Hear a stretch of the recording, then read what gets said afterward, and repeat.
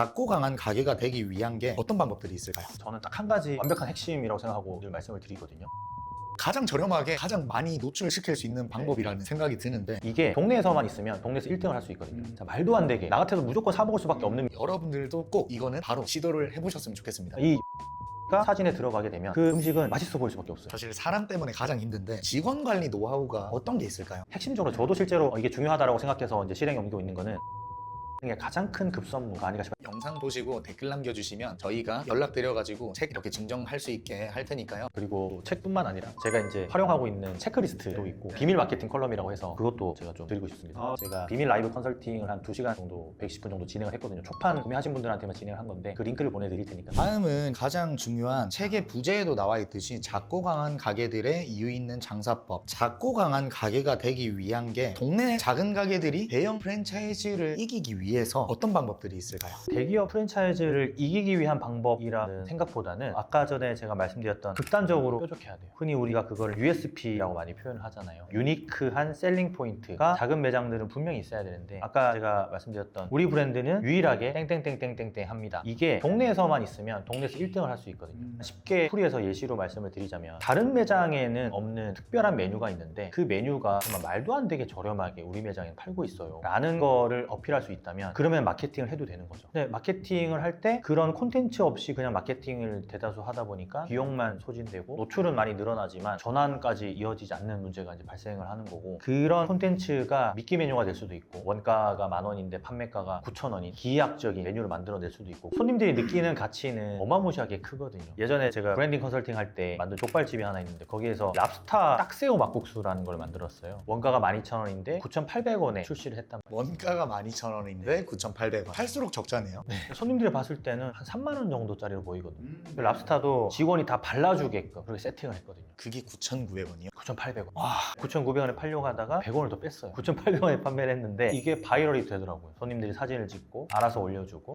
그러면 그 음식은 팔면 팔수록 손해가 나는데 그런 부분은 어떻게 해결을? 한정 판매해서 희소성을 부여하고 그걸 먹기 위해서 오는 사람들이 생기는 거고, 그럼 선택받은 손님이 되는 거니까 사진 찍어서 올리고 소문을 내는 거고. 그게 한정 판매가 하루에 몇 개씩 정도? 저희는 10개를 판매했고요. 다른 매장들 같은 경우도 그런 메뉴들 많이 만들었는데 지금 저희가 하고 있는 아카데미에서도 메뉴적인 USP, 미끼 메뉴, VV 메뉴라고 저희는 표현하는데 비주얼 투 바이럴 메뉴를 만들기 위해서 다 같이 실습도 하고 했는데 실제로 원가보다 다 저렴하게 가격 책정을 다 해서 오셨어요. 자, 말도 안 되게 나 같아도 무조건 사 먹을 수밖에 없는 메뉴들을 만들어 오시거든요. 그런 것들이 인플루언서 분들이 되게 좋아합니다. 마이크로 인플루언서들한테 섭외할 때도 돈을 굳이 주지 않아도 돼요. 그들은 콘텐츠가 필요한 사람이고 나는 콘텐츠를 가지고 있기 때문에 식사만 제공해도 오시는 분들이 꽤 있습니다. 그래서 그런 것들 좀 많이 이용을 하는 편이죠. 제가 사실 책에서 가장 인상 깊게 봤던 내용도 방금 그 내용이었는데요. 비주얼 좋은 음식이 나오면서 이게 9,800원. 바이럴이 안 될래야 안 될 수가 없다고 생각을 하고, 그리고 하루에 한정 수량 10개니까 그냥 마케팅 비용이라고 생각을 하고 가장 저렴하게 가장 많이 노출시킬 수 있는 방법이라는 생각이 드는데, 이렇게 하는 게 단순히 SNS에서 바이럴 시키는 것뿐만 아니라 여러 매체에서 효율이 극대화시킬 수 있는 방법인 것 같습니다. 여러분들도 꼭 이거는 바로 시도를 해보셨으면 좋겠습니다. 반대로 비싸도 잘 팔리는 매장들이 있잖아요. 비싸도 잘 팔리는 매장들은 어떻게 그게 가능한 건지. 두 가지 구조로 좀 얘기를 하면 좋을 것 같은데, 일단은 비싼 만큼 사진으로 표현을 너무나 잘들 하세요. 손님들이 봤을 때 와 하는 소리가 나올 정도로 사진을 찍는데, 사실 이 사진 찍을 때도 되게 여러 가지 요소들이 있는데 저는 5가지, 6가지는 꼭 필요하다고 말씀을 드리거든요. 그거를 먼저 좀 설명드리고 말씀을 드리면 좋을 것 같은데, 사진 찍을 때 빛, 역동성, 확대, 색감, 온도, 그리고 마지막으로 보정이 꼭 필요합니다. 그러니까 이 6가지가 사진에 들어가게 되면 그 음식은 맛있어 보일 수밖에 없어요. 근데 보통 플레이스 메인 사진들이 빛이 빠져 있다거나 역동성이 빠져 있다거나 확대가 되어 있지 않고 멀리서 찍었다거나 색감이나 온도가 표현되어 있지 않다거나 그리고 보정이 들어가지 않은 상태라는 거죠.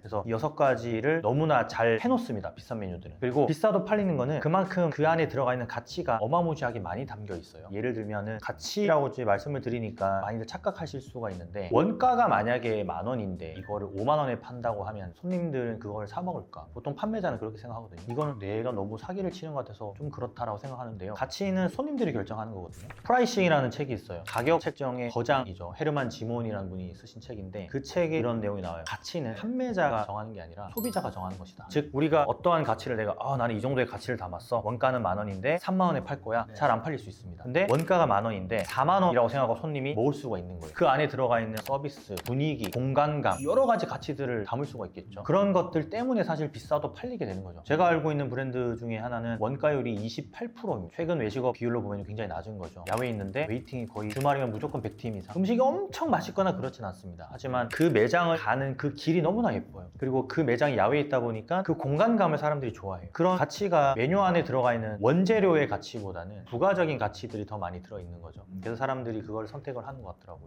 그 부가적인 가치라고 하면 원재료 이외에 분위기나 인테리어나 서비스 응대나 결국에 감동시키고 만족시키는 포인트들이 많다라는 거죠. 네, 쉽게 표현을 하자면 제가 대학교 시절에 당구를 치러 갈 때 걸어서 10분이 걸리는 당구장이 있었고요. 바로 학교 옆에 당구장이 있었는데 우리는 항상 걸어서 10분 거리의 당구장을 갔어요. 거기 당구가 시간당 비용이 200원이 더 비쌌습니다. 그런데 왜 10분이나 걸어서 갔을까? 왜 그랬을까요? 알바생이 네, 있었나요? 맞습니다. 우리 학교를 다니는 학생이 알바를 하는데 그 친구가 되게 예뻤어요. 그리고 친절했습니다. 어디에 가치가 있냐면 알바생한테 가치가 있는 거죠. 이거는 누군가가 얘기해주지 않아도 남자라면은 여자한테 끌리는 거고 여자라면 남자한테 끌리는 거라서 카페에 잘생긴 남자 알바가 있으면 여자들이 많이 오듯이 같은 개념인 거예요. 원재료에 대한 가치도 물론 중요하겠지만 우리가 부수적으로 생각할 수 있는 가치들도 담을 수 있으면 선택은 소비자가 하는 거다. 안 팔리면 가치가 없는 거죠. 그러면 사실 음식점이라고 하더라도 아까 그 당구장의 사례처럼 음식점이라서 음식에만 신경 쓸 필요가 아니라 어느 곳의 가치를 더 줄 수 있을지를 연구하면 굉장히 만족도를 높이는데 도움이 많이 되겠네요.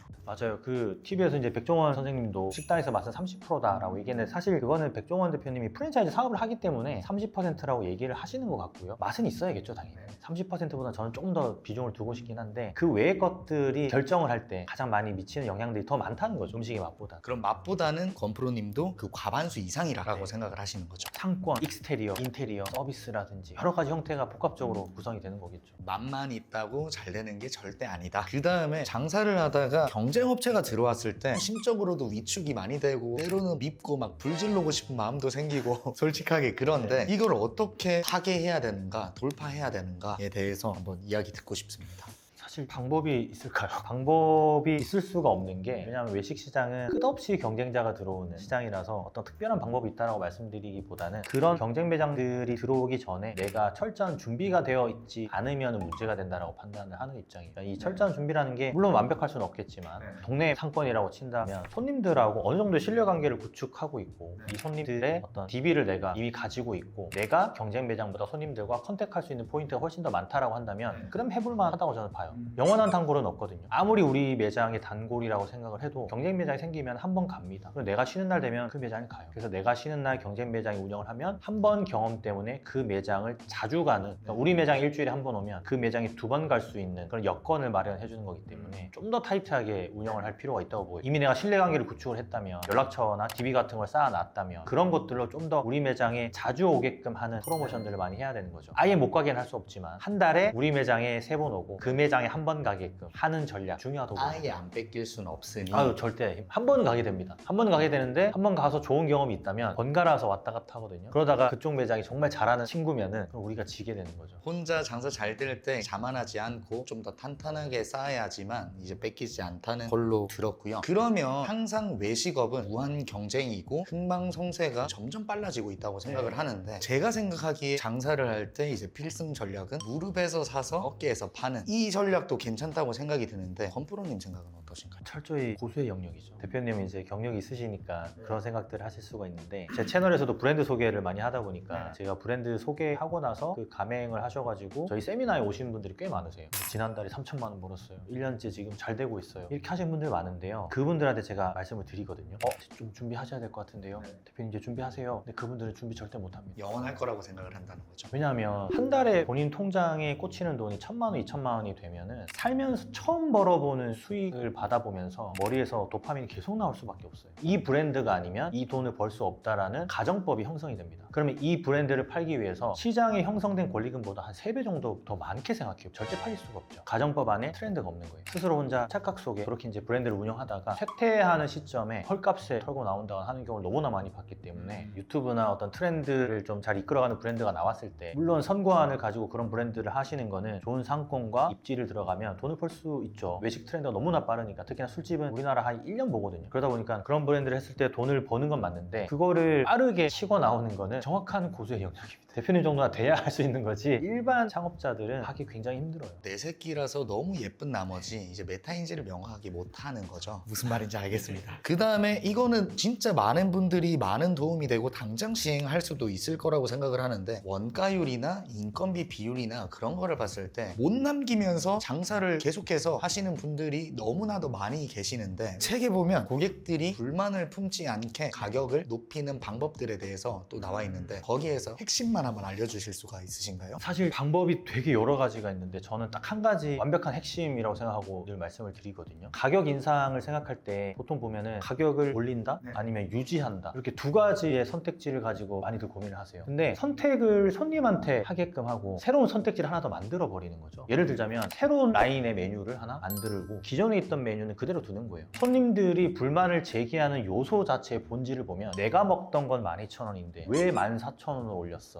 돈 좀 벌었냐? 이게 손님들이 불만을 제기하는 요소의 어떤 본질이거든요. 그러면은 기존에 있던 메뉴는 그대로 두고 비슷한 라인의 새로운 메뉴를 구성을 하면서 그 메뉴의 가격을 높여버리는 거죠. 그러면은 이 메뉴를 선택하는 건 손님의 몫인 거고 나는 이 메뉴를 인해서 이 메뉴를 선택하는 손님들이 있으니까 테이블 단가가 올라가는 거겠죠. 이 메뉴를 만들 때도 당연히 메뉴적인 가치를 좀 더 담아야겠죠. 두 가지 선택지보다는 세 가지, 네 가지의 선택지를 둬서 선택은 손님이 할 수 있게끔 손님이 원하시는 가치의 메뉴를 선택을 하는 거는 계속 열어놔야 된다는 거죠. 그걸 못하겠을 때 손님들은 불만을 제기를 하는 거니까 그렇게 좀 말씀을 드리고 싶습니다. 정말 이거는 알찬 정보인 것 같습니다. 근데 실제로 그렇게 많이들 해봤어요. 그 예전에도 불고기를 파는 매장이었는데 25,000원을 받다가 3만원까지 올려야 되는 명확한 미션이 있었는데 그래서 거기다가 이제 낙지를 넣기도 하고 새로운 신메뉴를 개발해서 32,000, 33,000원에 팔았거든요. 선택은 손님들이 하는 거죠. 실제로 많이 팔렸고 기존의 손님들도 불만 없이 그거를 주문하는 비율이 굉장히 높았어요. 보양식 컨셉을 잡아가지고 메뉴를 냈었거든요. 그렇게 팔릴 수밖에 없게 되는 거죠. 그 다음에 책에 보면 매출이 높다고 해서 무조건 돈을 버는 건 아니다 라고 나와 있는데 매출을 높이는 방법이랑 외식업으로 돈을 많이 버는 거랑은 완전히 다른 문제라고 생각을 하는데 돈을 많이 벌기 위해서는 어떻게 해야 되는지 이 책 기준이 동네 장사 기준으로 쓰여진 책이거든요. 그래서 엄청나게 다양한 이야기와 다양한 사례들이 다 동네 장사 기준으로 나오다 보니까 1,500만 원 매출 내고 500만 원 가져가는 사장님이 가장 잘하는 사장님이라고 생각해요. 동네에서는. 동네에서 1,500만 원 매출 내고 500만 원 가져가는 사장님이 있는 반면에 3,000만 원 매출 내고 300만 원 가져가는 사장님들의 비중이 훨씬 더 많습니다. 들어가는 노동력도 많아지고 임대료도 많아지고 고정비 자체가 너무나 높게 치솟는 거죠. 처음부터 구조 설계를 잘못하고 들어가다 보니까 어쩔 수 없이 이렇게 해야 되는 거예요. 1,500만 원에서 2,000만 원, 3,000만 원으로 매출을 올렸을 때 과연 나한테 마진율이 훨씬 더 높아지냐라는 걸 계산을 해보고 마케팅을 하거나 매출을 올려야 되는데 그렇지 않다라는 거죠. 예전에 한번 영등포에 1인 샵을 하시는 분 만난 적이 있는데 2,500, 3,000 매출에 거의 8,900만 원을 가져가시더라고요. 굉장히 좋은 구성이죠. 그렇게 구조가 나올 수 있는 것 자체가 객단가를 많이 올려놨더라고요. 그러니까 커스터마이징을 많이 해놨어요. 그러니까 기본 메뉴는 뭐 15,000원인데 계속 붙일 수 있는 거죠. 1,000원, 2,000원, 3,000원 이렇게 붙일 수 있는 건데 그런 구조로 하시는 게 소자본 창업을 할 수 있는 매개체가 될 수 있는 아이템인 거고 그게 저는 매출보다 순이익이다라고 말씀드린 어떤 주된 요인이죠. 네, 이제 마지막 질문인데요. 큰 매출을 내는 사장님들도 이 고민이 해결됐다가 있었다가 된다고 생각을 하는데 직원 관리, 사실 사람 때문에 가장 힘든데 직원 관리 노하우가 어떤 게 있을까요? 핵심적으로 제가 최근 들어서 많이 느끼는 부분이라 그리고 저도 실제로 이게 중요하다고 생각해서 이제 실행에 옮기고 있는 거는 과연 대표자분을 직원들이 존경하느냐 그리고 배울 게 있느냐 저는 그 부분이 가장 크다고 봐요. 예를 들자면 요즘 MZ세대들이나 20대 친구들이 알바를 하러 갈 때도 네이버 플레이스나 인스타그램 다 찾아봅니다. 매장 자체가 되게 소규모거나 익스테리어가 별로이고 부부가 둘이 운영한다 라고 하면 안 가요. 왜냐하면 가면 불보듯 뻔하거든요.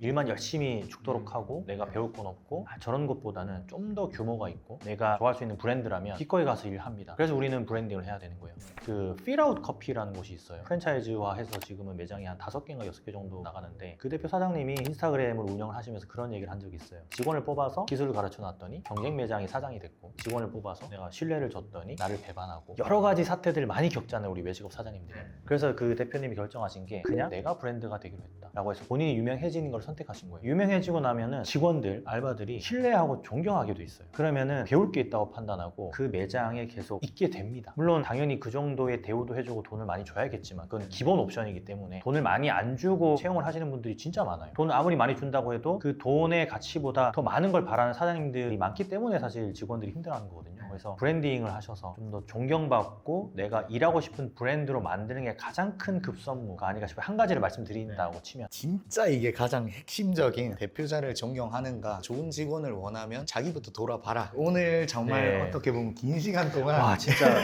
정말 긴 시간 얘기 나눈 것 같아요. 네, 그래서 오늘 긴 시간 동안 많은 분들이 궁금해하실 만한 질문들에 대해서 풀어주셔서 너무 감사하고요. 앞으로 이 자영업 시장에 있어서 1등 선두주자 유튜버로서 마지막으로 자영업자분들에게 해주고 싶은 말씀 있으시다면 한마디 부탁드리겠습니다. 우선은 제가 또 마쿠장 채널에 나왔으니까 또 이 책을 또 선물로 한 5권 정도 드릴 테니까 네네. 구독자분들 중에서 선정해서 주시면 되게 좋을 것 같고 네네. 영상 보시고 댓글 남겨주시면 저희가 연락드려가지고 책 이렇게 증정할 수 있게 할 테니까요. 영상 보시고 구독, 좋아요, 그리고 댓글 한번 써주시면 감사하겠습니다. 그리고 또 책뿐만 아니라 제가 이제 활용하고 있는 체크리스트도 있고 비밀 마케팅 컬럼이라고 해서 제 개인적으로 쓰고 있던 마케팅 컬럼 같은 게 있어요. PDF로 한 50페이지 정도 되는데 그것도 제가 좀 드리고 싶습니다. 너무 감사합니다. 자영업자분한테 하고 싶은 얘기는 어려운 시장이라서 이미 하셨다면 치열해지셨으면 좋겠어요. 전 장사라는 키워드를 빼버리고 사업이라고 생각해 주셨으면 좋겠고요. 사업이기 때문에 치열한 거거든요. 우리가 장사라는 단어 하나 때문에 그냥 공부 없이 무작정 뛰어드는 분들이 좀 너무나 많아서 시작을 하지 않으셨다면 좀 더 고심을 해보시면 좋을 것 같고요. 이미 시작을 하셨다면 더욱더 치열하게 살아남기 위해서 공부와 실행을 좀 반복을 하시면 좋지 않을까 싶네요. 네. 그러면 오늘도 정말 고생 많으셨습니다. 감사합니다, 대표님. 네, 그러면 고맙습니다. 여기까지 시청해주셔서 감사드리고요. 다음번에 더욱 알찬 영상으로 찾아뵙도록 하겠습니다. 감사합니다. 고맙습니다.